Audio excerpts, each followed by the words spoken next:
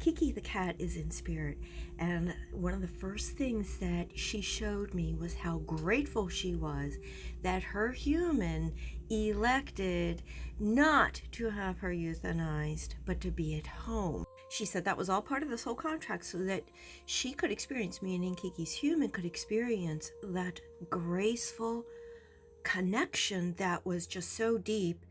And the message that Kiki showed me and told me was how, wrapped up in that beautiful blanket, holding her, literally she went into her human's heart space, and her human felt that. And then she proceeded to show me how, when she was in the physical body, she would just be all over, sitting on her human's shoulder, wrapped around her, holding her here, meaning she was here as well, but just connected with her human on not just a physical level, but just on such a, of course, a spiritual level, an energetic level. And her human, like so many of us, was devastated, feeling the guilt, feeling the anguish, just of this whole experience.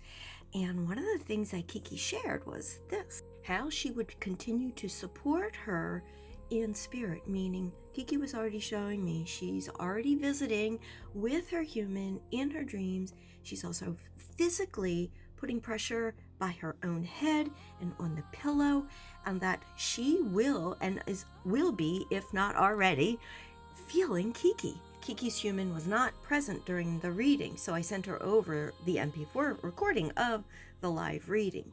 And when I didn't hear back from her, I was a little concerned. So I emailed her and saying, hey, did you get the MP4 recording? And she emailed me back immediately saying, yes, I've listened to it, but I don't think anything resonated for me. So I wrote back to her, understanding, absolutely, just give it space, listen to it as often as you need to, but be patient with yourself. And then if you would like, come and email me back. So I'm going to read to you what she wrote back, snippets of it, because it's a really long email. Okay. I sat with this like you suggested, and so many things did resonate with me, especially when you said things like her sleeping around my neck and head. Kiki always did this. She always stayed by my head and my shoulders and purring at the top so that it would make me feel better in her own beautiful way. Okay. The last 4 nights, I felt weight on my pillow, just like when she would come and cuddle down with me on the pillow and on the sofa, but now it's in my bed. She passed away in my bed with me. At first, I thought I was imagining it and took a look around me to see if there were any of my other kitties in the bedroom, but sure enough, there were none. I gotta read you this. She says, P.S. My husband is a non-believer, but he asked me the other night, what was that? I said, what do you mean? He said, I felt something jump up on our bed, but nothing was there. I said, it's Kiki. And he just looked at me dumbfounded.